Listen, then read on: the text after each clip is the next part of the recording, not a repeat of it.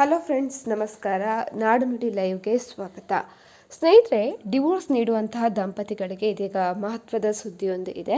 ಪತ್ನಿಗೆ ಜೀವನಾಂಶ ನೀಡುವುದರಲ್ಲಿ ಮಹತ್ವದ ಬದಲಾವಣೆ ಮಾಡಿದ್ದು ಏನು ಅಂತ ತಿಳಿಯಲು ವಿಡಿಯೋವನ್ನು ಕಂಪ್ಲೀಟ್ ಆಗಿ ವಾಚ್ ಮಾಡಿ. ಕೌಟುಂಬಿಕ ಕಲಹ ಹಾಗೂ ವಿಚ್ಛೇದನದ ಪ್ರಕರಣಗಳಲ್ಲಿ ಪತ್ನಿಯ ನಿರ್ವಹಣೆ ಮಾಡುವುದು ಪತಿಯ ಸಂವಿಧಾನಿಕ ಮತ್ತು ನೈತಿಕ ಜವಾಬ್ದಾರಿಯಾಗಿದೆ ಅಂತ ಹೇಳಿ ಸುಪ್ರೀಂ ಕೋರ್ಟ್ ಮಹತ್ವದ ತೀರ್ಪನ್ನು ನೀಡಿದೆ. ನನ್ನ ಬಳಿ ಹಣವಿಲ್ಲ ಎಂಬ ಪತಿಯ ವಾದವನ್ನು ತಳ್ಳಿಹಾಕಿದ ನ್ಯಾಯಾಲಯ, ಹಣವಿಲ್ಲದಿದ್ದರೆ ಸಾಲ ಮಾಡಿಯಾದರೂ ಪತ್ನಿಗೆ ಜೀವನಾಂಶ ನೀಡಿ ಅಂತ ಹೇಳಿ ಕಟುವಾಗಿ ನುಡಿದಿದೆ. ಪತ್ನಿಗೆ ಜೀವನಾಂಶ ನೀಡುವುದು ನಿಮ್ಮ ಕರ್ತವ್ಯ, ಅದಕ್ಕಾಗಿ ಬೇರೆ ದಾರಿ ಹುಡುಕಿ, ಅಗತ್ಯ ಬಿದ್ದರೆ ಸಾಲ ಮಾಡಿ ಅಥವಾ ಬೇರೆಯವರ ಸಹಾಯ ಕೇಳಿ ಅಂತ ಹೇಳಿ ಕೋರ್ಟ್ ಖಡಕ್ ವಾರ್ನಿಂಗ್ ಅನ್ನು ನೀಡಿದೆ.